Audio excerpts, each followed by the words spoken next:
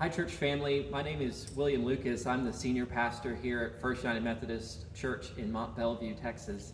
And I want to give you a little update on some of the construction that's going on as we work to restore our campus following the February freeze and all the burst pipes we had here in the church building. So starting here in the main hallway, you can see that the insulation has been completed. We're all the way through the building with insulation now, so that's all been installed, nice and dry. And we can show you here right in our classroom, right across from the preschool offices. We've already sheetrocked the entire room.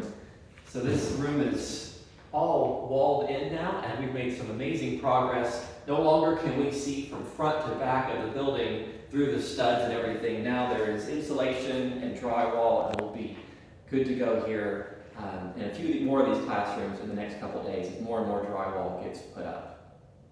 We're here in another classroom where you can see that the walls have been insulated but not sheetrocked yet. The ceiling has been sheetrocked and nearly completed.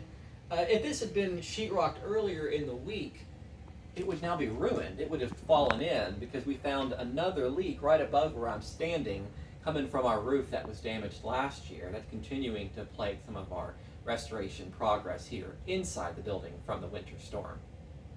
We're here in the sanctuary where I wanted to show you that we have some new leaks in here as well. We discovered them this week as well. You can see the buckets here behind me. What would normally be a place to worship, and here on the chancel, but behind me at the prayer rail we receive communion. Now it's removed so that we can put buckets to collect the rainwater, which is further damaging the ceiling above us. As I've mentioned in the letter that I sent a couple weeks ago, the deductible for our roof claim is $169,000. That is a big expense, but it is one that I'm confident that we can overcome with God's help and the community's generosity, our church family's generosity.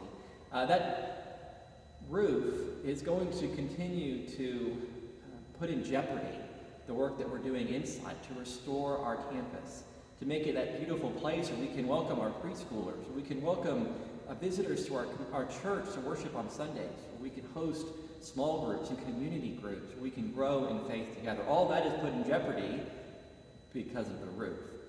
The whole project, also, just to give you that little data point, will end up costing us about $200,000. The interior claims deductible is $5,000. We've had to re-pipe the entire campus front to back because we found so many breaks, but now there's PEX pipe in here, which will hold up much better long term. But all of this work, the piping, the insulation, even the roof when it's eventually done, is all part of our effort to restore our campus. But restoration is but a piece of this work. Restoration only moves us forward. It is just a seed that we are planting. Because the seeds we're planting are much bigger than just restoring a church building. The church can exist outside the walls, but we want to make a place where people can come and gather and grow and learn about Jesus, learn about his love, have a living relationship with him, to grow and know their knowledge of the scriptures, and to practice loving their neighbors so that we can take that into the community. These are the seeds that we're planting. This is what happens here in the building. We're not just restoring a building just to restore a building. Anybody can do that. But as the body of Christ, as the house of God, this is just planting seeds for the future so that we can grow God's kingdom, make disciples of Jesus Christ right here in Barbers Hill, in Mont Belvieu, and glorify God in literally all that we do. So I hope you'll join me in supporting this effort and in planting those seeds through the ministry of restoring our campus and then growing our ministries that will come here in the future. But join me, join Amanda, join me, join our church leaders in this work together so that we can, in fact, glorify God in all that we do. Thank you for listening, and thank you for your generosity.